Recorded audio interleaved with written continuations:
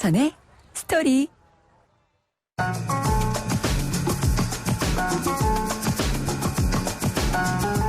안녕하십니까. 매주 토요일 아침과 일요일 아침을 청취자 여러분과 함께하는 YTN 뉴스 FM 황보선의 스토리입니다.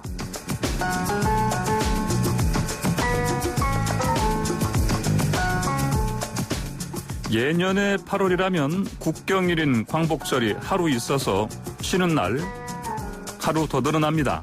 그런데 올해는 광복절이 하필 어제 토요일이었죠. 토요일과 일요일 빼고는 쉬는 날이 없는 8월이 될 뻔했는데 정부가 내일 16일 월요일을 임시 공휴일로 정해서 벌충해준 셈이 됐습니다.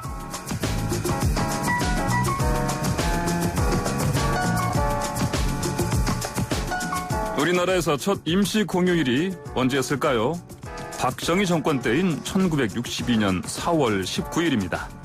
4.19 혁명 기념일을 임시 공휴일로 지정한 것인데요. 앞서 1961년 5.16 군사 쿠데타를 일으킨 군사 정권이 정당성을 얻으려고 한 것일 테죠. 그 이후에 아폴로 11호가 달에 착륙한 1969년, 또 서울 올림픽이 열린 1988년, 그리고 한국이 월드컵 4강 신화를 이룬 2002년을 비롯해서 수십 차례 임시 공휴일이 지정됐습니다. 정부는 올해 내일 8월 17일을 임시 공휴일로 정했습니다. 정부 수립 이후 61번째 임시 공휴일입니다. 정부의 뜻대로 코로나19의 장마에 또 수해 등으로 힘겨워하는 국민에게 휴식을 주고 또 휴가철 내수 활성화도 됐으면 좋겠습니다만 유급 휴가를 지급하면서 제대로 시행하는 일터는 26.5% 4분의 1 남짓에 불과하다고 합니다. 현실은 뜻대로 되지 않네요. 자, 8월 16일 일요일 임시 공휴일을 하루 앞둔 오늘 일요일 황보선의 스토리는 담배가게 아가씨, 자, 윤도현 버전으로 문을 열어보겠습니다. 방구석 월드투어. 네, 주 중에는 너무 바빠서 챙겨보지 못한 지구촌 이슈를 이야기 나눠보는 시간입니다.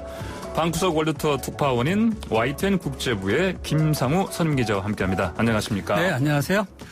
자, 오늘 어떤 주제 가져오셨습니까? 네, 두려움 없는 전사 해리스와 7인 이렇게 제목을 뽑았습니다. 네. 무슨 꼭 뭐 영화 제목 같은데? 그렇죠. 예. 그 전사 그러면 원래 뭐 두려움이 없겠지만은 특히 이번에 그 해리스 같은 경우에는 더 두려움이 없다 이렇게 주목을 받고 있습니다. 누구냐면요.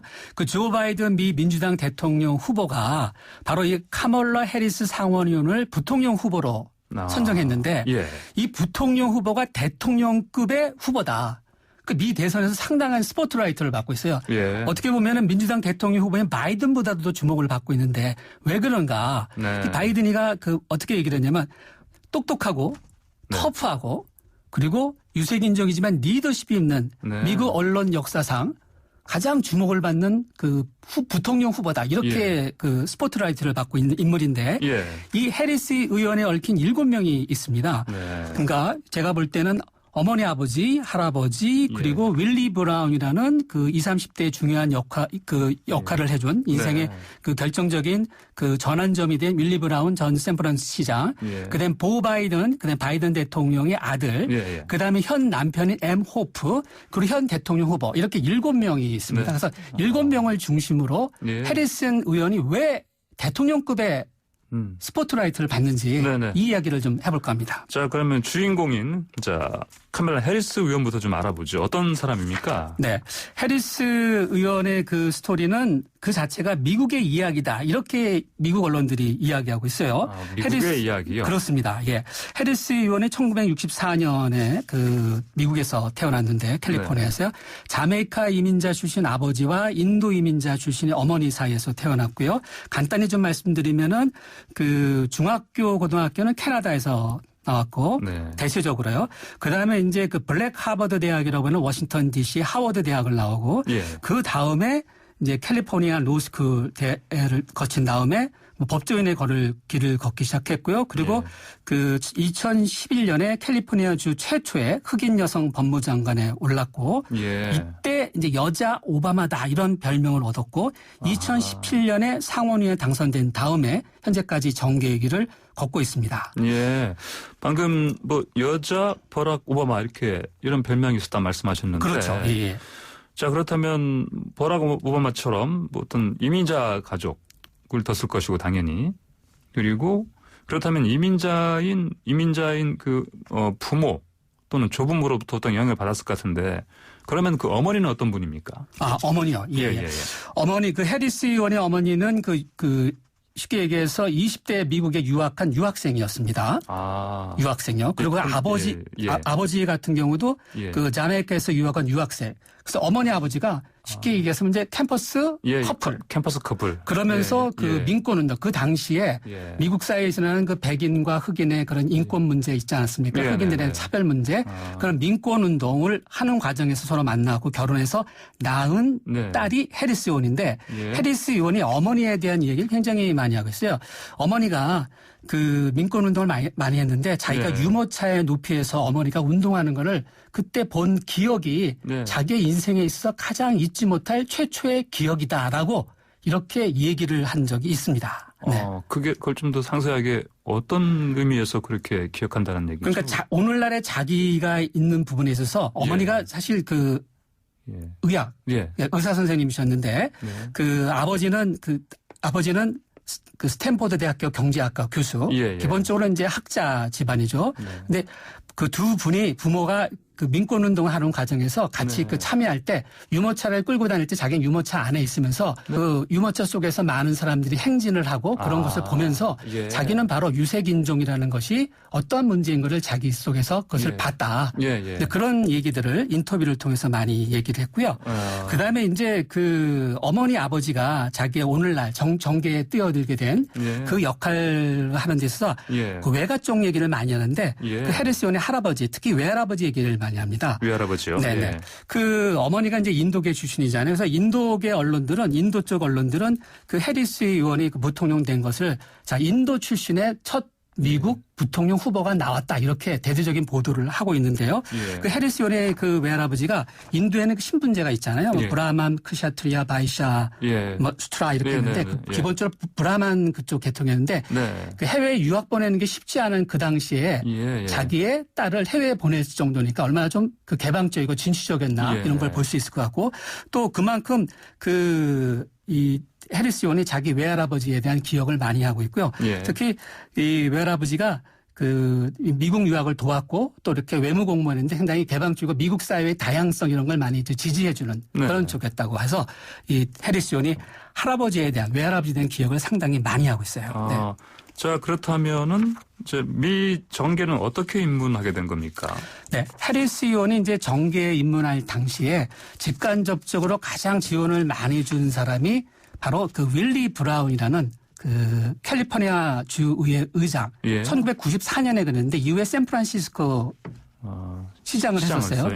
그 당시에 이때가 이제 20대 후반, 30대 초반이었는데 그 언저리에 있을 때 그 해리스 의원하고 이 윌리 브라운 의원하고 사적인 교류를 상당히 많이 했다. 윌리 브라운 의원 같은 경우는 사귀었다. 이런 편을 직접적으로 얘기를 해갖고 해리스 의원이 정계를 진출하는데 상당한 도움을 줬다고 하고요.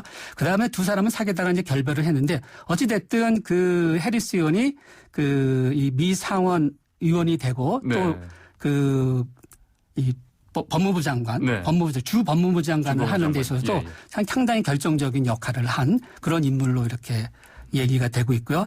다만 좀 주목할 부분 하나는 윌리 브라운 전 샌프란시스코 의장이 최근에 그 카멀라 해리스 상원의원이 민주당 대선 후보 되는 것에 대해서 좀 반대하는 의견을 피력했어요. 정중히 거절해야 된다. 그 고어 전 부통령이 대선에 도전했다가 실패한 적이 있는데 그러지 말고 이번 대선에서 같이 부통령 하지 말고 4년 뒤 2024년이든지 2028년에 출마하는 것이 더 낫다 이런 얘기를 했는데 이것이 그 어떤 뜻을 말하는지는 정확히 좀 이해하기는 좀 어려운 부분은 좀 있어요. 자, 그러면 저 해리스 의원 낙점과 관련해서 또 바이든 후보의 아들과의 또 인연 얘기는 또 뭡니까 그러면? 그 조 바이든 그 대통령 후보의 그 예. 아들이 이제 그 보 바이든 네. 있는데 보 보 바이든 바이든요. 예. 보 바이든 그 아들이 그 동쪽에 있는 그 델라웨어주 법무장관을 할 네. 당시에 예. 그 동쪽인데 이제 지금 이 해리스 의원은 그 서쪽인 예. 서쪽에서 그 예. 캘리포니아주에 있는 법무장관을 했어요. 예, 예. 그때 법무장관끼리 서로 교감을 하는 예. 상당히 그 정신적으로도 그 가까운 사이였고 특히 예를 들면은 그 이제 당시에 미국 사회에서 금융권 규제법에 관한 그런 예. 것이 규제가 하는 것 있었는데 예. 이 법에 반대하는 그 소수파 법무장관, 주 법무장관끼리 서로 상당히 그 교류를 많이 했고 상당히 가까운 사이였다고 이렇게 예. 그 조 바이든 네네. 대통령 후보가 또 얘기하고 이 예. 해리스 의원도 스스로 얘기해서 예. 사실 해리스 의원의 그 후보 부통령 후보 발탁의 1등 공신은 네. 그 보 바이든 오히려 네. 아버지가 아니고요. 그렇죠. 보 바이든 이 전 법무장관. 장관, 예. 사실 숨졌습니다. 암으로 2015년 숨졌는데 사실은 예. 그 역할이 컸다. 예. 그래서 이제 집에서도 얘기를 많이 했다는 거예요. 해리슨 그 주 장관이라는 사람이 상당히 똑똑하고 여러 가지 얘기를 많이 하는데 네. 이런 얘기 속에서 이제 그 바이든 네. 대통령 후보가 상당한 그 픽업하는데 네, 네. 영향을 줬다. 이런 얘기들이 많이 나오고 있어요. 네. 아, 그러시군요. 자, 근데 이분이 결혼을 2014년에 한 걸로 나와 있어요. 보니까. 그러면 나이를 봤을 때 50살인데 우리 나이로. 네네. 그럼 좀 늦게 한 편인데 어떻습니까? 그렇습니다. 예. 그 해리슨 의원이 이제 앞서 제가 간단한 그 양력을 설명드렸었는데 예. 대체적으로 보면 이렇게 10년 주기로 인생에 상당한 중요한 그 계기, 브레이킹 포인트들이 있어요. 예. 앞서 설명드렸을 때 그 캐나다에서 공부했을 때 네. 그때는 이제 13살 당시에 그 동네 아파트 주변에 있는 예. 잔디밭에 들어가지 못하게 하니까 잔디밭에 들어가게 하는 그런 운동을 10대에 주도했었고 아하. 그다음에 이제 20대에는 대학교 다닐 때 예. 그 하워드 대학 예. 그 블랙 하버드 대학에는 네, 하워드 네. 그 하워드 대학을 다닐 예. 때 그 서클 클럽 동아리 활동을 통해서 예. 그 아프리카계 인종 문제를 네. 연구하고 또 예. 그 인권 증진을 하는 그 활동을 했었고 예. 그 30대 40대는 앞서 설명한 대로 정계 진출하는. 예. 근데 이번에 이제 50살 때 예. 그러니까 결혼하기 한 2년 전쯤에 친구의 소개로 만나갖고 2014년에 결혼했는데 예. 이분이 그 더글라스 M 호프라고 예. 엔터테인먼트 지식재산권 전문 변호사입니다. 예. 그 얼굴을 이렇게 보면은 약간 뭐 더스틴 호프만 비슷하게 예, 예. 이렇게 편안한 얼굴 이제 예. 그런 건데 그러니까 미국의 그 대형 로펌인 DLA 파이퍼 변호사인데 한 미국의 한 2, 3위권 정도는 아주 대형 예. 그런 로펌에 있는 예, 예. 그 변호사고요. 이분하고 그 2014년에 결혼해서 한 50살에 예. 50살에 결혼했고 현재 이어지고 예. 있는데 상당히 적극적인 외조를 하고 있어서 이 정치적으로 이 해리스 의원이 예. 그 진출하고 하는 데서 큰 역할을 해서 아직 되지도 않았는데 네네. 뭐 이미 세컨드 젠틀맨이다. 아주 이런 얘기를 하고 있는 거죠. 뭐 퍼스트 레이디, 퍼스트 예. 젠틀맨. 예. 그다음 부통령은 세컨드 젠틀맨. 네. 이렇게 얘기하고 있죠. 젠틀맨이요. 그렇군요.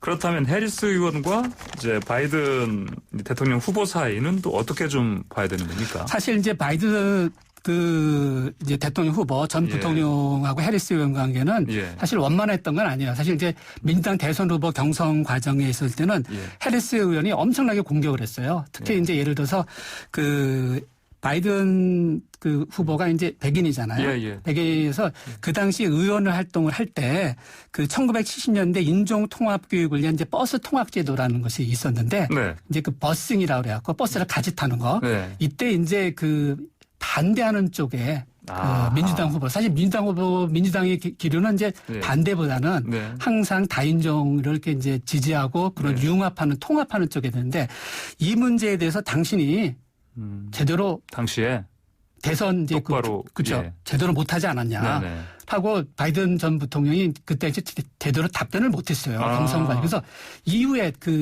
경선 예. 이후에 지지율이 거의 폭락을 했어요. 아.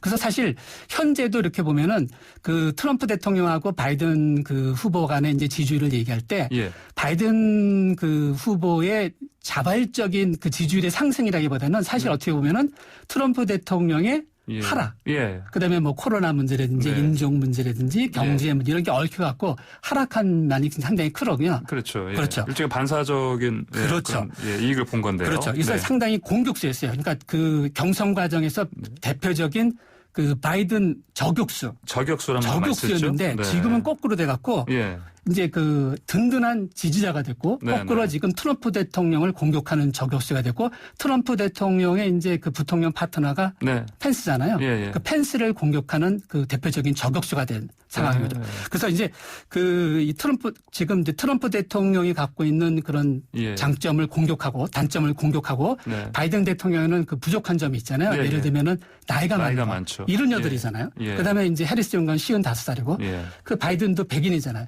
이쪽은 일종의 이제 그 유색인종이고 네. 인도계 자마이칸 이렇게 같이 섞여 있고 그래서 이제 그 오바마처럼 버럭 오바마라고 예. 여자 버럭 오바마라고 얘기를 하고 있어서 예. 또 바이든 그 후보 같은 경우에 나이가 많기 때문에 그 트럼프 대통령이 어떻게 얘기냐면 슬리피 주오 그래서 넌 늘 졸고 있고 말도 예. 제대로 못하고 예. 이게 상당한 약점이거든요. 예. 그래서 이 부분을 커버하는 저격수를 태워서 네. 지지율을 끌어올리고 실제로 지금 그 한 이틀 정도 네. 그 같이 합동 연설을 했는데 그 선거 지원금이 이전에 비해서 네. 이 전을 비해서 한 2배 정도 네. 이렇게 상승했다고 합니다. 그렇습니까? 전에는 예를 들면 한 150억 정도 하루에 24시간 들어왔는데 이번에는 2배가 돼서 한 300억 원, 300억 원 예, 예. 우리나라 돈으로요. 예, 네. 이 정도 들어올 정도로 상당히 흥행에는 일단 성공했다. 네. 그리고 미국 언론들도 상당히 우호적인 편입니다. 아, 그렇군요. 자, 그러면 현재 트럼프 대통령 반응이 좀 궁금합니다. 어떻습니까? 네. 트럼프 대통령은 기본적으로 그 바이든 후보를 전환기 후보다. 트랜지션 캔디데이트. 나이가 많잖아요. 예. 그리고 아까 말씀드린 대로 영어로 예, 항상 슬리피 주어. 예. 너 늘 졸고 있지. 그리고 벙커에서 코로나 무서워 나오지도 않지. 78살이기 때문에 늘 얘기해서 결국 사실상 해리스가 예.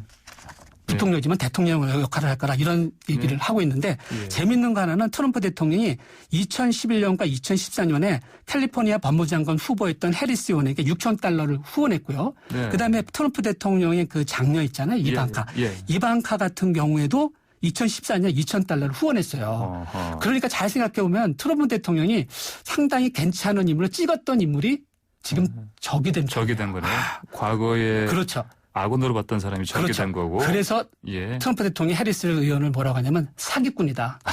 폰이 그래서 예. 사기꾼에서 느린 그 조와 슬리피 조와 사기꾼 카멜라의 완벽한 조합이 대선판을 흔들고 있다. 이렇게 트럼프 대통령이 공격을 하고 있어요. 예. 네. 자, 오늘 이렇게 방구석 월드투어 특파원 김상우 선임 기자와 이야기 나눠봤는데 김상우 기자 혹시 저희 방구석 월드투어 다음에 무슨 코너 하는지 알고 계세요? 아유, 당연히 알고 있죠. 송태엽의 월드뮤직 살롱 네. 맞지 않습니까? 네, 맞습니다. 네, 그 황보선의 스토리 제 애청자로서 물론 제 주변도 그런데요. 예. 네. 아, 그렇군요. 매주 이렇게 챙겨 들어주시는군요. 아, 당연하죠. 네, 알겠습니다. 자, 그러면 오늘 송태엽의 월드뮤직 살롱에서도 사실은 해리슨 부통령 후보에 관한 내용을 준비했다고 합니다. 네, 아까 그 월드뮤직콘에 다뤘다는 얘기는 아무래도 그 해리스 의원의 어머니 쪽 그런 얘기가 아닐까 생각되는데 그 무슨 음악인지 궁금하네요. 네. 예, 알겠습니다. 자, 저도 기대가 좀 됩니다. 이어서 함께 들어보기로 하죠. 오늘 방구석 월드투어 순서는 여기까지 하겠습니다. 지금까지 YTN 국제부 김상호 선임 기자와 함께했습니다. 감사합니다. 네, 고맙습니다.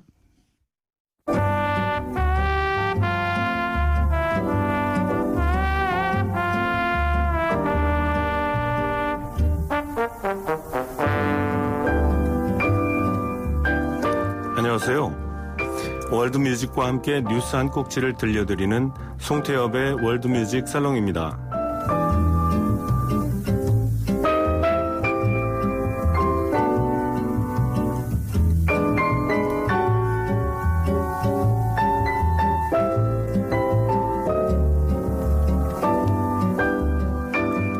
미국 민주당의 부통령 후보로 카말라 해리스 상원 의원이 지명됐는데요. 세 번째 여성 지명자라는 점과 함께 그녀의 가족적 배경이 관심을 끌고 있습니다. 해리스 상원 의원은 성장 과정에서 특히 어머니인 샤말라 고팔란의 영향을 많이 받았다고 하는데요. 인도 첸나이 출신인 샤말라 고팔란은 1958년 19살에 단신으로 미국에 건너가 UC 버클리 대학교에서 내분비학 박사학위를 따면서 인권 운동도 열심히 한 대단한 여성이라고 합니다.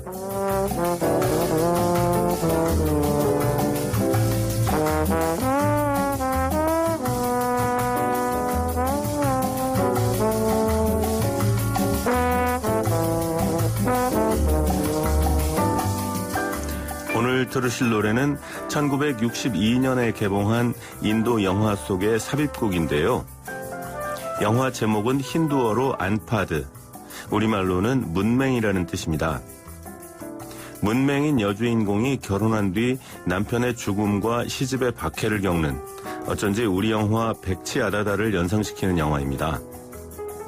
1962년이면 카말라 해리스 의원이 탄생하기 2년 전인데요. 인도에서는 여성 문맹을 퇴치하기 위해 이런 영화를 만들었네요. 인도 전통 악기와 서구 악기가 함께 사용되고 전통 선법인 라가의 느낌을 살리고 있어서 골랐습니다.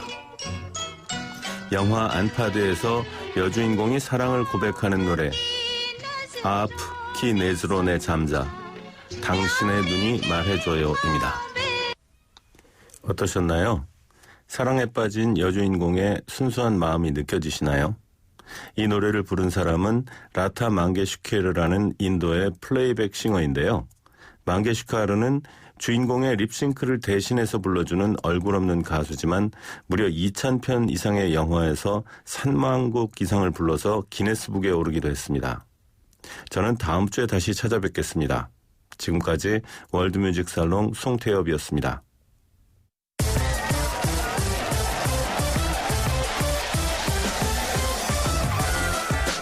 스토리텔링, 스포츠텔링.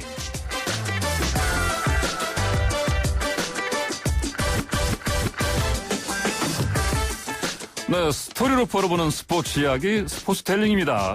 스포츠텔러 김재영 기자 나왔습니다. 안녕하십니까? 안녕하세요. 2주 만이네요. 네, 그렇습니다. 자, 지난주에 휴가 다녀오느라 빠졌잖아요? 네, 그렇었죠. 네. 잘 보냈습니까? 네, 덕분에 잘 보냈고요. 비가 많이 와서 가족과 조금 걱정은 했었는데 예. 비 피해서 잘 다녔고요. 다만 여기저기 폭우 피해가 너무 커서 네.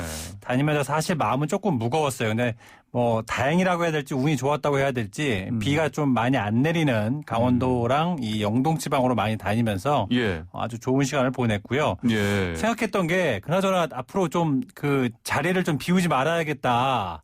라는 왜요? 좀 생각을 한 게 지난주에 조은지 기자가 네. 나왔더니 황보선 진행자께서 목소리가 일단 기본적으로 한 옥타브 올라가시고 네. 4번 타자 뭐라고 그랬죠? 또 11번? 예. 와, 각종 저가 출연할 때 나오지 않았던 각종 미사여구와 찬사들이 아주 그냥 가득 넘치더라고요. 무슨 소리입니까? 자리를 비우면 안 되겠구나라는 생각을 좀 김재영 했었습니다. 기자가 이전에 사회인 야구할 때 보여준 활약도 내가 이전에 칭찬하고 그랬는데. 예, 저는 옛날 얘기만 하시고. 예. 네. 여하튼 제가 휴가를 예.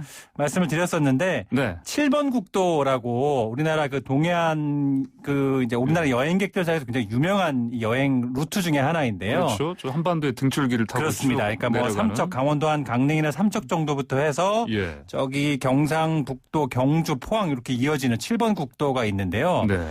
저 언젠가 한번 꼭 가봐야겠다라고 생각했던 제 어떤 계획 중에 하나였는데 이번에 이제 가족과 함께 실행을 했는데 너무 좋았습니다. 너무 꼭 좋았습니다. 한번 나중에 예. 아직 지금은 이제 수해 피해가 좀 크기 때문에 조금 그렇습니다만 나중에 기회 되신다면 네. 꼭 한번 안 가보신 분들은 가보시는 걸 추천드립니다. 저도 한번 일주일 비워두고 이 자리 한번 다녀올까 생각을 해봐야겠지만 아까 말씀하신 대로 일주일 비우면 무슨 큰일이 날 것 같은 걱정이 드네요, 갑자기. 근데 원래 자리 비워도요. 예. 세상은 잘 돌아갑니다. 그렇습니까? 네. 알겠습니다. 자, 오늘 스포츠텔링 주제 뭡니까? 네, 오늘의 주제는 뇌피셜부터 옷피셜까지 축구 이적 시장의 세계 이렇게 제목을 좀 뽑아봤는데요. 예. 축구에서 이제 공통적으로 이적 시장, 영어로는 이제 트랜스퍼 윈도우, 이적 창 이렇게 해석을 해야겠죠. 이렇게 보통 불리는데 1년에 이제 이적을 할 수 있는 기간이 2번이 있어요. 크게 이제 여름 이적 시장 그리고 겨울 이적 시장 이렇게 나누는데 여름은 유럽 시즌을 기준으로 해서 시즌이 끝난 이후인 보통 한 7월에서 9월 사이 그리고 겨울은 시즌 어떤 중간인 한 1월에 보통 이제 여러 이적 시장이 열리는데요. 올해 같은 경우는 이제 코로나 때문에 리그가 늦게 끝나면서 여름 이적 시장도 조금 늦게 출발을 하고 있고요. 축구 이적 시장이 그런데 야구와 다른 독특한 면이 조금 있습니다. 그 부분을 오늘 좀 자세히 설명을 드릴까 합니다. 자, 그러면 이적 시장의 세계 어떤 부분부터 좀 살펴볼까요? 먼저 이 축구 기사에 자주 이제 등장하는 단어, 바로 이적 관련 기사에서 자주 등장하는 단어인데 세계 최고 몸값에 대해 좀 말씀을 먼저 드릴까 하는데 예. 자, 여기서 제가 퀴즈 하나 드리죠. 자, 현재 기준으로 축구 선수 세계 최고 몸값은 이정료일까요? 연봉일까요? 몸값으로 따지면 아무래도 기본적으로 이정료죠. 그렇습니다. 여기서 네네. 이제 우리가 보통 몸값 최고 이정료 할 때는 최고 몸값 할 때는 네. 이정료가 이제 보통 기준으로 하고요. 예. 여기서 질문을 하나 제가 더 드리죠. 그렇다면 이정료는 선수가 갖는 걸까요? 아니면 구단이 갖는 걸까요? 말 그대로죠. 이제 이정료 연봉이라는 건 이제 우리가 보통 개인을 위주로 맞습니다. 얘기하기 때문에 당연히 개인한테 가는 거고 선수한테 가는 것이고 이정료는 네. 안 그렇죠. 당연히. 네, 역시 축구 잘하는 네. 축자랄로 제가 인정을 해드리겠습니다. 제가 한때 그 축구 담당 기자 그렇습니다. 했습니다. 근데 이게 축구 좋아하시는 분들은 다 아는 기본적인 상식인데 예. 일반적으로는 모르시는 분들이 굉장히 많습니다. 그래서 다시 한번 정리를 드리면 이정료 보통 선수의 몸값을 측정할 때는 이정료를 기준으로 하는데 예. 이정료는 선수가 아닌 구단에 갖는 거고요. 예. 그리고 연봉은 이제 선수가 갖는 건데 야구하고는 이게 기본적으로 달라요. 야구 같은 경우는 크게 이제 계약금과 연봉이 있는데 계약금도 연봉도 모두 선수가 갖는 거죠. 예. 야구와 축구는 기본적으로 조금 다르고 이렇기 때문에 축구 이정료에 대해서 조금 헷갈려하시는 부분이 있습니다. 네. 자 그렇다면 이제 이정료라는 것이 이게 선수 혼자 가져가는 게 아니기 때문에 네. 당연히 소속된 그 구단에 네. 비즈니스에서 아주 중요한 부분 아니겠습니까? 그렇습니다. 일단은 축구 이종료는 야구나 농구 FA 계약과는 굉장히 지금 다른 이제 기준이라고 할 수 있는데요. 축구 비즈니스의 큰 축을 차지하고요. 근데 기본적으로 축구 비즈니스가 중계권료라든지 입장 수입이라든지 유니폼 판매라든지 이런 부분들의 이제 마케팅을 통해 수익을 창출하는데 여기서 이제 이적 시장을 통한 말씀하신 수익 창출이 굉장히 중요한 부분이다. 이적료 수익은 다른 선수를 재영입하는 데 보통 이제 사용을 하게 되는데요.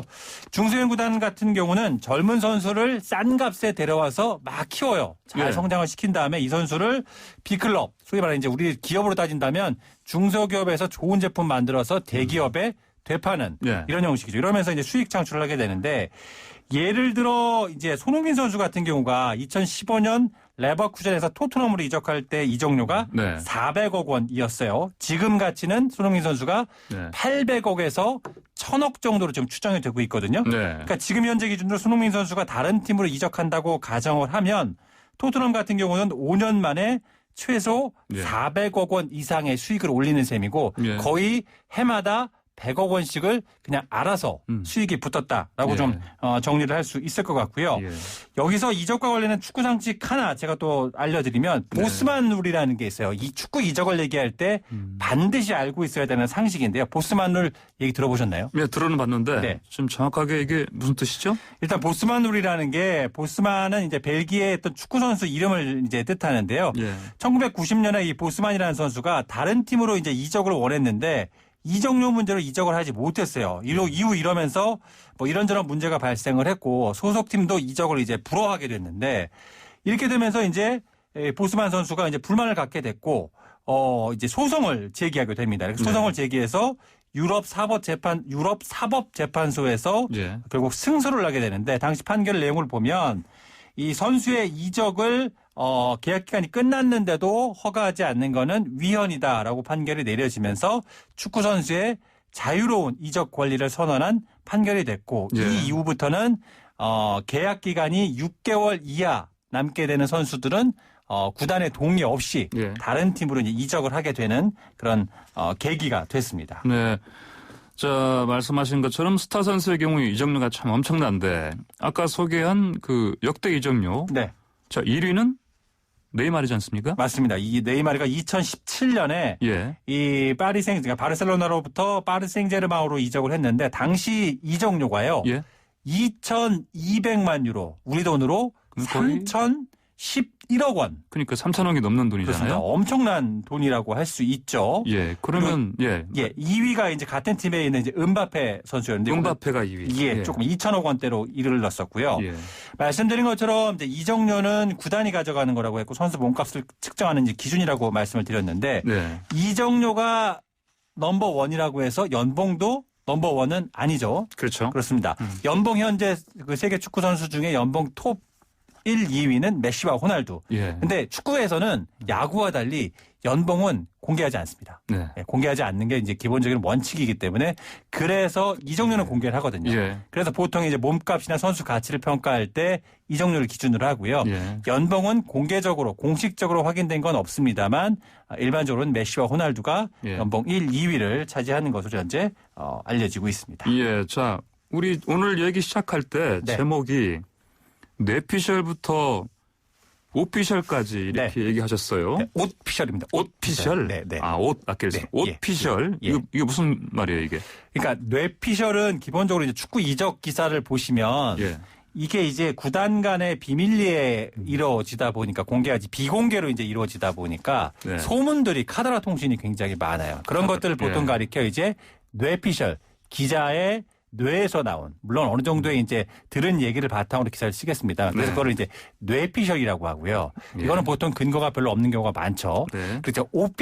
오피셜은 이적시장 기사에서 구단이 공식적으로 보도자료를 통해 어떤 선수를 영입했습니다라고 발표했을 때 네. 이걸 이제 영어로 이제 오피셜이라고 네. 하죠. 공식적인 발표 자료이죠. 예. 그리고 또 한 가지가 이제 아까 제목에 말씀드렸던 옷피셜 우리가 예. 입는 옷을 얘기하는데 이게 네. 이제 왜 오피셜이 나오냐면 기본적으로 의미는 선수가 이제 구단이 오피셜하게 구단 어떤 선수의 영입을 발표한 이후에 예. 구단 유니폼을 입고 사진 촬영을 해요. 예. 그걸 이제 공개하거든요. 그걸 이제 옷피셜이라고 이제 보통 예. 우리 국내 팬들이 부르는데 이게 왜 나왔냐면 오피셜 발표 이후에 이제 메디컬 테스트를 보통 하거든요. 하는 경우가 있는데 메디컬 테스트에서 간혹 뭔가 문제가 발생해서 계약이 어그러지는 경우도 있어요. 예. 예. 그렇기 때문에 옷피셜까지 나와야 실제적으로 이 이적 계약이 마무리가 된 것이다. 성사가 된 것이다. 라고 얘기를 하면서 예. 뇌피셜, 오피셜, 옷피셜까지 보통 이적 시장에서 많이 나오는 그래서, 단어들입니다. 그래서 아까 저한테 발음 똑바로 하라고 하셨군요. 네, 맞습니다. 그러니까 오피셜이 아니고 네. 옷피셜. 이게 이제 알겠습니다. 국제적으로 통용되는 축구 팬들 사이에서 통용되는 예. 단어는 아니고요. 예. 국내 축구 팬들 사이에서 네. 많이 통용이 되는 단어라고 말씀드리겠습니다. 알겠습니다. 옷피셜 알겠습니다. 자, 여름 이적 시장. 자, 가장 큰 시장이라고 하셨는데 올해 이제 코로나 때문에 영향을 크게 받겠어요. 아무래도 이제 코로나 때문에 구단 매출도 줄고 수입도 많이 줄었기 때문에 이제 큰 돈이 들어가는 큰 이적료가 들어가는 슈퍼스타 이적은 뭐 이렇게 많지 않을 거라고 예상이 되고요. 예. 이런 가운데 지금 이제 축구 팬들의 시선을 사로잡은 뇌피셜 기사가 목요일 밤에 등장을 했죠. 바로 호날두와 메시가 한 팀에서 뛸 수도 있다라는 보도가 나왔는데요. 네. 이제 골닷컴 보도로 시작이 됐고 호날두는 아시다시피 현재 유벤투스에 있고요. 메시는 계속해서 이제 바르셀로나에 있는데 네.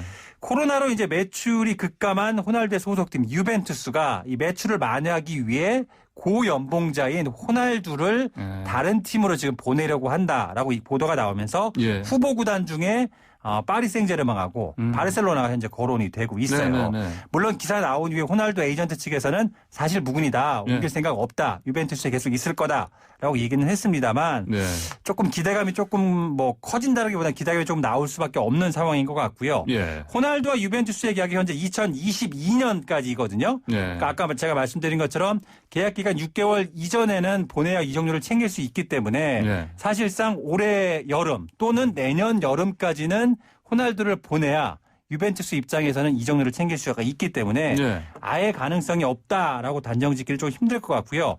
실제로 호날두가 2016년 프랑스 매체와 인터뷰에서 네. 언젠가는 메시와 함께 뛴다면 굉장히 흥미로운 일이 될 것이다. 그리고 위대한 선수들은 함께 예. 뛰어야 한다라는 얘기를 좀 했었어요. 물론 이게 단순한 립 서비스였을 가능성도 있기 때문에 이 말을 근거로 뭐 호날두가 메시와 함께 뛸 수 있다라고 뭐 단정짓기 좀 힘들긴 합니다만 네네. 어쨌든 두 선수가 만약에 혹시라도 한 팀에서 같이 뛴다면 그야말로 축구사에 길이 남을 엄청난 뉴스가 되지 않을까라고 생각을 하고 있고요. 예. 다만 두 팬들의 팬층이 굉장히 극명하게 엇갈리기 때문에 굉장히 다르죠. 그렇습니다. 두 예. 선수가 한 팀에서 뛰는 걸 좋아하는 팬들도 있겠습니다만 네. 아니 그렇지 않다. 각자의 자리에서 계속 경쟁하면서 은퇴할 때까지 뛰는 게 더 좋다라는 이런 의견들도 굉장히 좀 팽팽하게 맞서고 있다라고 좀 정리할 수 있을 것 같습니다. 예.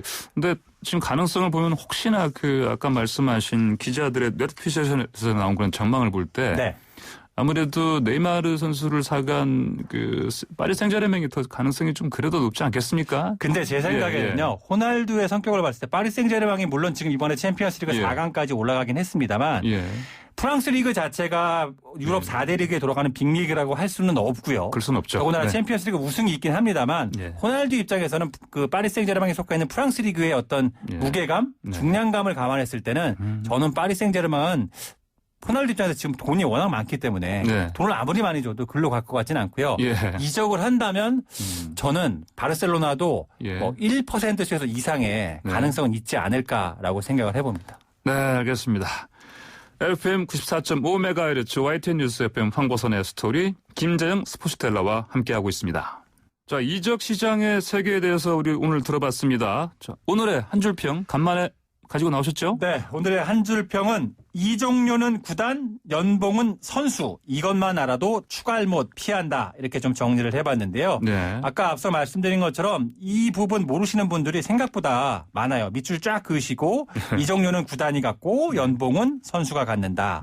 반대로 야구는 계약금과 연봉 모두 선수가 챙긴다. 이렇게 정리하시면 알고 계시면 좋을 것 같고요. 그렇다면 야구 구단은 트레이드로 수익을 어떻게 창출해?라고 궁금해하시는 분들 계실 텐데 보통은 슈퍼스타를 내주고 유망주와 현금을 얹어서 트레이드하는 방법이 하나 있고요. 그다음에 슈퍼스타 보내고 FA 보상금을 받는 그런 방법이 하나 있습니다. 자, 신청곡도 준비해 오셨습니까? 그렇습니다. 이적 시장에서 이제 보통 깜짝 뉴스가 자주 발생한다고 제가 말씀을 드렸는데 슈퍼스타의 갑작스런 이적 또는 뭐 앙숙 팀으로 이른바 라이벌 팀으로 이적이 보통 많이 회자가 되는데 대표적이었던 게 포르투갈 출신의 피구가 바르셀로나에서 레알 마드리드로 이적했던 이 이적 사례가 대표적인데 어쨌든 뭐 기대 안 했던 선수가 대박을 터뜨리는 경우도 있고 뭐 여타 기타 등등해서 이적 시장 뉴스에서는 정말 깜짝 뉴스가 정말 자주 등장하거든요. 그래서 깜짝 뉴스와 관련된 뉴스가 그 노래가 뭐가 있을까 정말 제가 고민을 거듭한 끝에 최근 또 트롯이 대세이지 않습니까? 영탁 씨의 네가 왜 거기서 나와를 들어봤으면 좋겠습니다. 네가 왜 거기서 나와? 네. 알겠습니다. 자, 그럼 오늘 이 시간 영탁의 네가 왜 거기서 나와? 함께 들으면서 마무리하겠습니다. 지금까지 스포츠텔러 YTN 김재현 기자와 함께했습니다. 고맙습니다. 감사합니다.